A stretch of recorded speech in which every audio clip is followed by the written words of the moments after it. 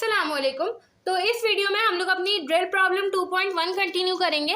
हमें क्या कह रहे हैं, a charge Q A is located at A. कोई एक पॉइंट है, वहाँ पे चार्ज क्यू ए लोकेट कर रहा है, ठीक है, और वो पॉइंट ए है, मतलब वहाँ से कोई वेक्टर बन रहा होगा ओरिजिन से ए तक, ठीक है, और उस वेक्टर को मैं ए वेक्टर का नाम दे देती हूँ, ठीक है। फॉर एग्जाम्पल मैंने आर ए कह दिया।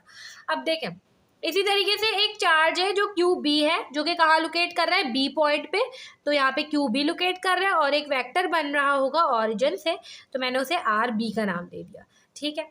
अब देखें, फाइंड आर ए बी, मतलब कि इन दोनों के दरमियान का जो रिजल्टेंट वेक्टर है वो हमें निकालना है आर ए बी, ए से लेके बी तक का। तो ये सिंपल मैं कैसे निकाल सकती हूँ, हेड टू टेल रूल से। इस वेक्टर को मैं आर ए बी का नाम दे देती हूँ। तो जो हमारे पास आर ए है, जब हेड इसकी टेल से मिली, ठीक है, तो प्लस आर ए बी बराबर हो जाएगा तीसरे वेक्टर के, जो कि आर बी के।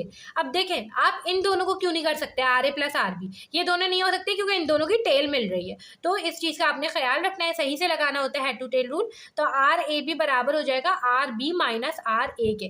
तो आर बी में से जब आप आर ए माइनस करेंगे, आर बी आपके पास बी पॉइंट है, ठीक है, तो ये हो जाएगा आर बी बराबर है आपके पास 5, 8 और -2 के, और आर ए आपके पास क्या है भाई, आपके पास है -6, 4 और 7। तो R B minus R A करके निकालेंगे हम R A B. R B minus R A मतलब 5 माइनस -6 हमारे पास 11 हो जाएगा, 8 माइनस 4 हमारे पास 4 हो जाएगा, और -2 माइनस 7 -9 हो जाएगा। तो क्योंकि मुझे इसको वेक्टर फॉर्म में लिखना है, पॉइंट की फॉर्म में नहीं लिख सकते, तो आर ए बी का वेक्टर हो जाएगा 11ax प्लस का 4ay -9az। ये हमारे पास ए पार्ट हो गया। अब बी पार्ट में हमें क्या कह रहे हैं कि इसका हमें मैग्नीट्यूड निकालना है। तो मैग्नीट्यूड के लिए सिंपल मुझे पता है कि मैं इन सब का स्क्वायर कर दूंगी, 11 का स्क्वायर प्लस 4 का स्क्वायर प्लस 9 का स्क्वायर, वापस से कर लेते हैं, 11 का स्क्वायर प्लस 4 का स्क्वायर प्लस 9 का स्क्वायर, ये मेरे पास हो जाएगा √218 मतलब 14.76। तो आर ए बी का जो मैग्नीट्यूड आया है वो मेरे पास आया 14.76 मीटर्स। अब तीसरा वाला देखें, तीसरी असल चीज़ है, determine force on Q A by Q B. आपको क्यू ए के ऊपर लगने वाली फोर्स निकालनी है, मतलब एफ ए निकालना है आपको, जो कि क्यू ए पर लग रही है। क्यू ए पर जो फोर्स लग रही होगी वो ऐसे नहीं लग रही होगी, बल्कि ऐसे लग रही होगी। क्यू बी से जो फोर्स लग रही होगी वो इस तरीके से लग रही होगी। तो आपने जो काम किया ना, आपको बिल्कुल उसका उल्टा निकालना है। तो अगर तो आप देखें ना, तो एफ ए का फॉर्मूला पता है क्या बनना चाहिए, Q A Q B over 4 pi epsilon naught, और यहाँ पे आर ए बी नहीं होना चाहिए, यहाँ पे आर बी ए होना चाहिए। अब क्योंकि मैग्नीट्यूड है तो मैग्नीट्यूड तो सेम ही होगा आपके पास, स्क्वायर, और यहाँ पे ए वेक्टर ए बी नहीं होना चाहिए बल्कि बी ए होना चाहिए।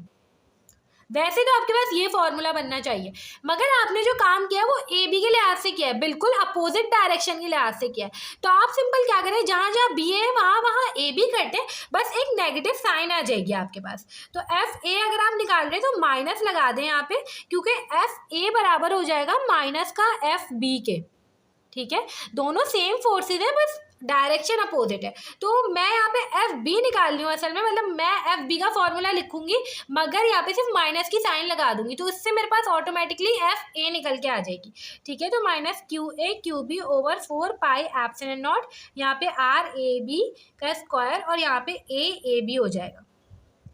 क्योंकि मेरे पास जो डाटा मौजूद है वो सारा ए बी का मौजूद है, तो इसलिए हम ये वाला काम कर सकते हैं, ठीक है। अब यहाँ पे सिंपल आप निकाल लें, माइनस क्यू ए की वैल्यू -20 माइक्रोकूलम्स, यहाँ पे क्यू बी की वैल्यू हमारे पास 50 माइक्रोकूलम्स, ये हो जाएगा 4 पाई। अब देखिए यहाँ पे इन्होंने हमें सी पार्ट दिया हुआ है, सी पार्ट में हमें कह रहे हैं एप्सिलॉन नॉट की वैल्यू ये रखें, और डी पार्ट में ये कह रहे हैं। तो आप इसको इसकी तरीके से भी शो कर सकते हैं, बुक में यहाँ पर इस तरीके से कैलकुलेशन हुई हुई है, ठीक है। तो उन्होंने बस फ़र्क समझाने के लिए हमें ऐसे अलग अलग पार्ट दे दिए।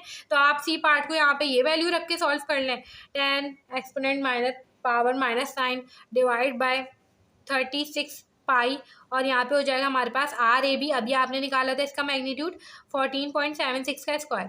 यहाँ पे ए बी है, ए बी का मतलब ये है कि आर ए बी का vector divide by R A B का मैग्नीट्यूड, ठीक है। तो वेक्टर ये रहा हमारे पास, हमने निकाला था फर्स्ट पार्ट में 11ax plus 4ay minus 9az divide by इसका मैग्नीट्यूड जो कि हो जाएगा 14.76, ठीक है। तो ये हमारे पास कुछ ऐसे हो जाएगा। अब हम इसका निकाल लेते हैं, कैलकुलेट कर लेते हैं। अब देखिए सिंपल हमें क्या करना है कि इस पूरी वैल्यू को कैलकुलेटर में रखना है। कैलकुलेटर में कैसे रखेंगे, माइनस, ये हमारे पास हो जाएगा -20 माइक्रोकूलम्स, मतलब एक्सपोनेंट, ये हो जाएगा एक्सपोनेंट -6, और यहाँ पे हो जाएगा 50 एक्सपोनेंट -6, तो ये हो जाएगा 50 एक्सपोनेंट -6 और एक्सपोनेंट -6। नीचे हम लोग रखेंगे 4, यहाँ पे हो जाएगा पाई, और यहाँ पे 10 की पावर -9, और नीचे हो जाएगा 36 पाई, ये हो जाएगा 14.76 का स्क्वायर। तो हमारे पास कुछ वैल्यू आएगी 0.0413। अब ये भी आपके पास क्योंकि कांस्टेंट वैल्यू है तो आप इसको बाहर निकाल के जो वैल्यू आई है ना इस पूरे की जगह इससे डिवाइड कर लें, डिवाइड बाय 14.76, तो आपके पास कुछ ये वैल्यू आएगी। अब यहाँ पे 2.79 एक्सपोनेंट -3 ये वैल्यू आई है जब आपने इस पूरे को और इसको भी सॉल्व कर लिया। वेक्टर यहाँ पे बचेगा 11ax प्लस का 4ay माइनस 9az।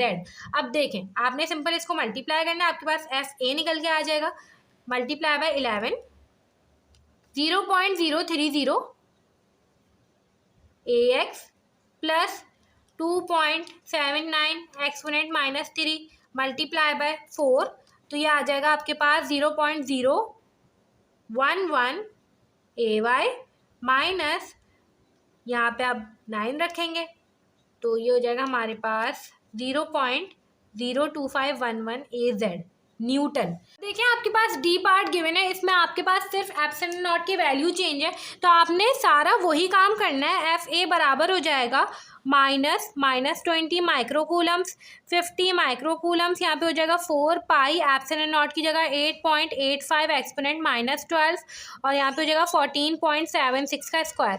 यहाँ पे आपके पास वही वेक्टर आएगा जो कि मौजूद था। इस तरीके से आप यहाँ पे FA निकालेंगे। अब एक मसला ये है कि जो हमने आंसर निकाला है वो न्यूटन में निकाला है, और जो बुक में आंसर लिखा हुआ है वो मिली न्यूटन्स में लिखा हुआ है, ठीक है। तो आपने उस आंसर को देख के कंफ्यूज नहीं होना, आप इसको जब मिली न्यूटन्स में कन्वर्ट करेंगे तो आपके पास बुक वाला आंसर बन जाएगा।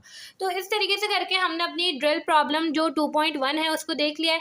अब नेक्स्ट वीडियो से जो इलेक्ट्रिक फील्ड इंटेंसिटी का टॉपिक होगा हम उसको कंटिन्यू कर रहे होंगे।